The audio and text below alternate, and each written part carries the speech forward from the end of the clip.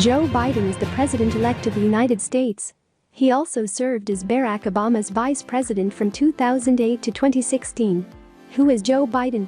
Joe Biden briefly worked as an attorney before turning to politics. He became the fifth youngest U.S. senator in history, as well as Delaware's longest-serving senator. His 2008 presidential campaign never gained momentum, but Democratic nominee Barack Obama selected him as his running mate, and Biden went on to serve 2 terms as the 47th Vice President of the United States. In 2017, at the close of his administration, Obama presented Biden with the Presidential Medal of Freedom. 2 years later, Biden launched his campaign for U.S. president and was elected as the 46th President of the United States. Early years long before reaching one of the highest political offices in the nation, Biden, born on November 20, 1942, grew up in the blue-collar city of Scranton in northeast Pennsylvania. His father, Joseph Biden Sr., worked cleaning furnaces and as a used car salesman. His mother was Catherine Eugenia Jean Finnegan. Biden credits his parents with instilling in him toughness, hard work and perseverance.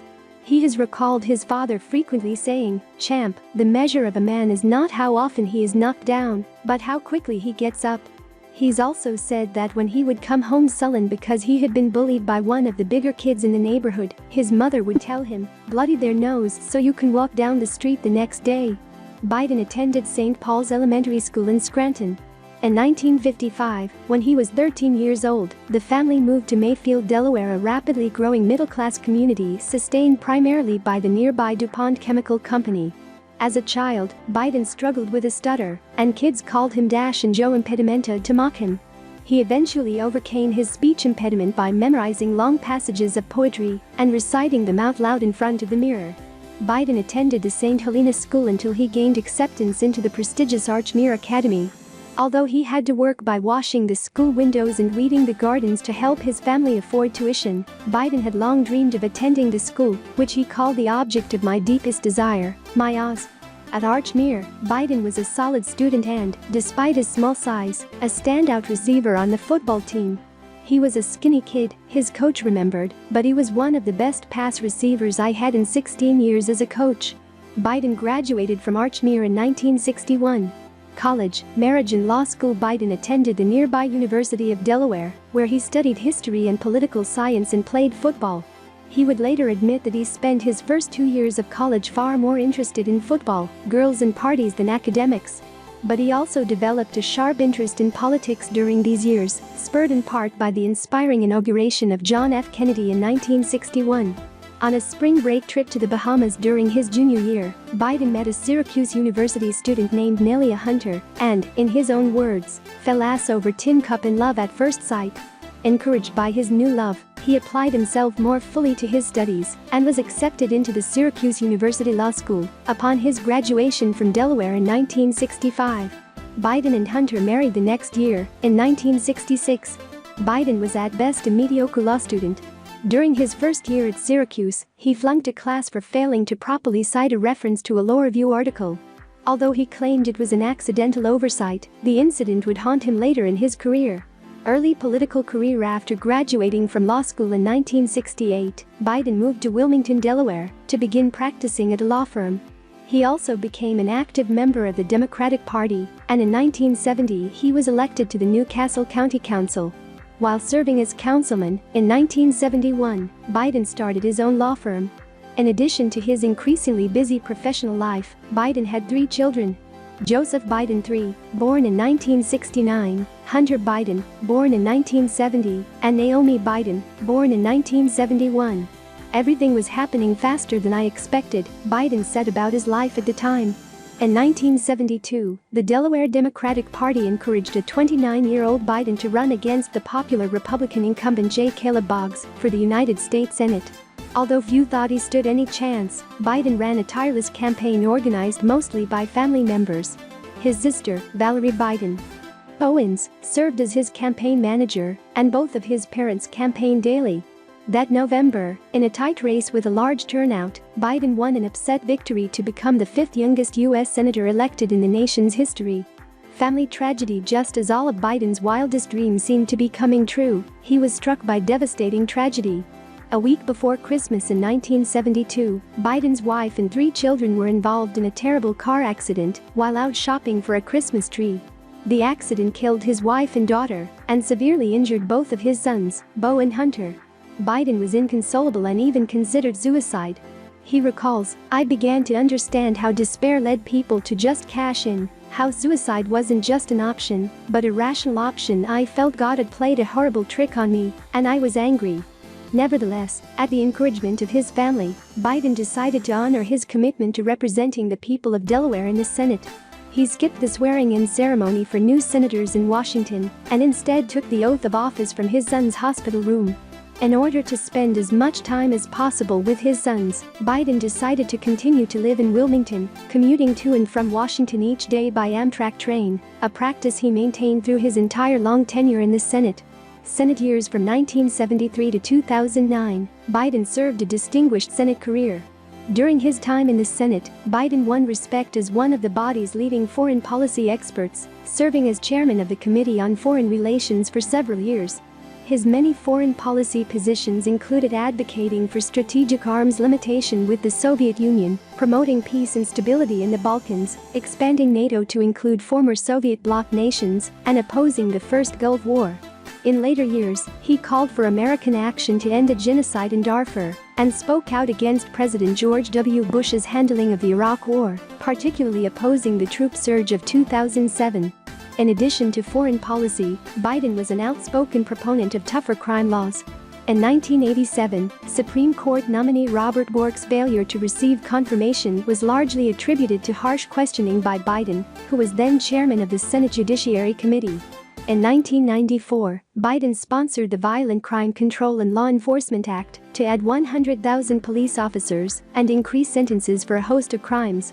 Presidential ambitions in 1987, having established himself as one of Washington's most prominent Democratic lawmakers, Biden decided to run for the U.S. presidency. He dropped out of the Democratic primary, however, after reports surfaced that he had plagiarized part of his speech. Biden had been suffering severe headaches during the campaign, and shortly after he dropped out in 1988, doctors discovered that he had 2 life-threatening brain aneurysms. Complications from the ensuing brain surgery led to blood clots in his lungs, which, in turn, caused him to undergo another surgery. Always resilient, Biden returned to the Senate after surviving a 7-month recovery period. U.S. Vice President in 2007, 20 years after his first unsuccessful presidential bid, Biden once again decided to run for the U.S. presidency. Despite his years of experience in the Senate, however, Biden's campaign failed to generate much momentum in a field dominated by Hillary Clinton and Barack Obama. Biden dropped out after receiving less than 1% of the vote in the crucial Iowa caucuses. Several months later, though, Obama, having secured the Democratic nomination after a hard-fought campaign against Clinton, selected Biden as his running mate. With his working-class roots, Biden helped the Obama campaign communicate its message of economic recovery to the blue-collar voters crucial to swing states like Ohio and Pennsylvania. On November 2, 2008, Barack Obama and Joe Biden convincingly defeated the Republican ticket of Arizona Senator John McCain and Alaska Governor Sarah Palin. On January 20, 2009, Obama was sworn in as the 44th U.S. president, and Biden became the 47th vice president. While Biden mostly served in the role of behind-the-scenes advisor to the president, he took particularly active roles in formulating federal policies relating to Iraq and Afghanistan. In 2010, the vice president used his well-established Senate connections to help secure passage of the new Strategic Arms Reduction Treaty between the United States and the Russian Federation. Biden seemed to relish the opportunity to play a crucial role in the Obama administration. Following the 2008 election, he said, "This is an historic moment. I started my career fighting for civil rights, and to be a part of what is both a moment in American history, where the best people, the best ideas, the single best reflection of the American people can be called upon to be at that moment, with a guy who has such incredible talent, and who is also a breakthrough figure in multiple ways. I genuinely find that exciting. It's a new America. It's the reflection of a new America." Re-election and second-term running for re-election in 2012, the Obama-Biden team faced Republican challenger Mitt Romney, a former governor of Massachusetts, and Romney's vice presidential running mate, U.S. Representative Paul Ryan of Wisconsin. Obama defeated Romney in the 2012 election, earning a second term as president and Biden another term as vice president. President Obama received nearly 60% of the electoral vote and won the popular vote by more than 1 million ballots. Later that year, Biden showed just how influential a vice president he could be. He was instrumental in achieving a bipartisan agreement on tax increases and spending cuts to avoid the fiscal cliff crisis. With a looming deadline, Biden was able to hammer out a deal with Senate Minority Leader Mitch McConnell. On January 1, 2013, the fiscal cliff bill passed in the Senate after months of tough negotiations. The House of Representatives approved it later that day. Around this time, Biden also became a leading figure in the national debate about gun control. He was elected to head up a special task force on the issue after the school shooting at a Newtown, Connecticut elementary school that December.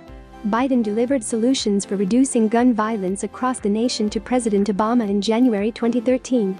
He helped craft 19 actions that the president could take on the issue, using his power of executive order among other recommendations. Personal life and post-White House. Biden has been married to his second wife, Jill Biden, since 1977. The couple's daughter, Ashley, was born in 1981. On May 30, 2015, Biden suffered another personal loss when his son Beau died at the age of 46 after battling brain cancer. Beau Biden was, quite simply, the finest man any of us have ever known, Biden wrote in a statement about his son. Following this tragedy, Biden considered a run for the presidency, but he put the speculation to rest in October 2015 when he announced that he would not seek the 2016 Democratic nomination. In the White House Rose Garden with his wife Jill and President Obama by his side, Biden made his announcement, referring to his son's recent death and his decision-making. As my family and I have worked through the grieving process, I've said all along what I've said time and again to others, that it may very well be that the process by the time we get through it closes the window. I've concluded it is closed. Biden added. While I will not be a candidate, I will not be silent. I intend to speak out clearly and forcefully, to influence as much as I can where we stand as a party and where we need to go as a nation. On January 12, 2017, President Obama presented Biden with the Presidential Medal of Freedom with distinction, the nation's highest civilian honor, in a surprise ceremony at the White House.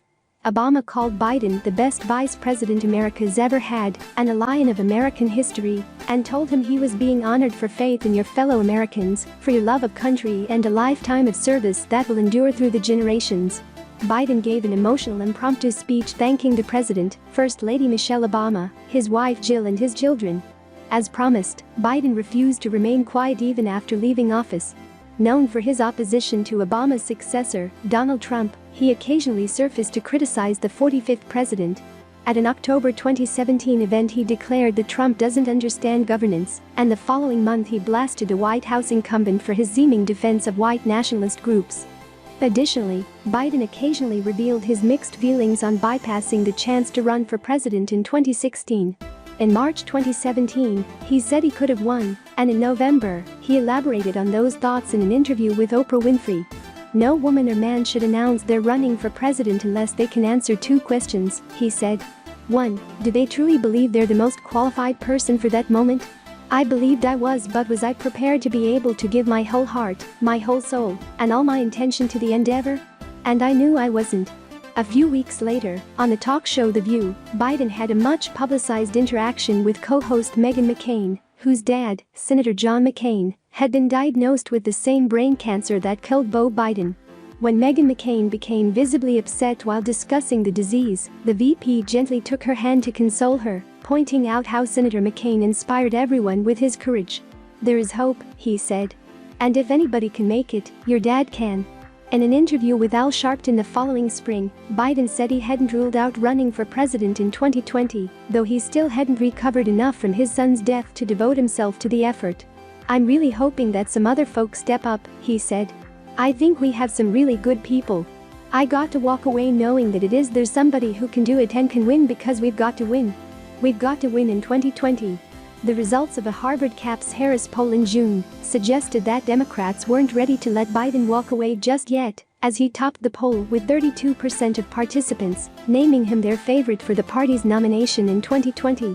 Hillary Clinton came in second at 18%, with Bernie Sanders finishing third at 16%. While still contemplating a presidential run the following March, Biden faced a new problem when Lucy Flores, a former Nevada state assemblywoman, published an essay that described Biden inappropriately kissing her at a campaign event. Biden responded with a statement in which he recalled the countless handshakes, hugs, expressions of affection, support and comfort he offered to political allies over the years, adding, "And not once, never did I believe I acted inappropriately. If it is suggested I did so, I will listen respectfully. But it was never my intention." A few days later, a former congressional aide named Amy Lapos came forward with her story of how Biden once made her uncomfortable at a fundraiser, indicating the issue would likely linger through a presidential campaign. 2020 presidential campaign. On April 25, 2019, Biden delivered the expected news that he was running for president in 2020. In his 3.5-minute video announcement, the former VP referenced President Trump's attempt to equate people on both sides of the violent, racially charged clash in Charlottesville, Virginia, in 2017, saying he knew then that the threat to our nation was unlike any I'd ever seen in my lifetime. Although he easily led most Democratic polls at the time he entered the race, Biden's candidacy soon became a litmus test for a party with an increasingly progressive base. Underscoring the challenges of presenting himself as a moderate, Biden drew criticism for affirming his support of the Hyde Amendment, a 43-year-old measure that banned federal funding for abortions, before reversing his position shortly afterward. During the first Democratic primary debate in late June, Biden again found his track record targeted when Kamala Harris took him to task for his opposition to busing as a means of integrating schools in the 1970s. He fared better in subsequent debates, in which he demonstrated his sound grasp of foreign policy and tied his accomplishments to those of President Obama. Meanwhile, a new issue surfaced in September 2019 with the revelation that President Trump had pressured the Ukrainian government into investigating Biden and his son Hunter. This stemmed from Hunter's former involvement with the Ukrainian energy company, Burisma Holdings, and Biden's efforts to have the country's prosecutor general at the time fired. In a September 24 speech, Biden called Trump's actions an abuse of power and said he would support impeachment if the president did not cooperate with Congress, a topic that took on additional urgency when House Speaker Nancy Pelosi ignited impeachment proceedings that same day. After Trump's impeachment trial ended with his acquittal on February 5, 2020, Biden finished fourth in the Iowa caucuses and then fifth in the New Hampshire primary. But he rebounded with a resounding win in South Carolina at the end of the month and continued his momentum by claiming the majority of delegates from Super Tuesday voting in early March, his surge driving most of his top competitors from the race. During a one-on-one debate with Sanders in mid-March, Biden committed to nominating a woman to serve as his vice president. He became the presumptive Democratic nominee when Sanders ended his campaign in early April, though he also found himself facing new allegations of sexual assault, this time from a former aide named Tara Reid. On August 11, 2020, Biden announced Kamala Harris as his vice presidential running mate. "I have the great honor to announce that I've picked Kamala Harris, a fearless fighter for the little guy and one of the country's finest public servants, as my running mate," Biden said. Back when Kamala was Attorney General, she worked closely with Beau. "I watched as they took on the big banks, lifted up working people, and protected women and kids from abuse. I was proud then, and I'm proud now, to have her as my partner in this campaign."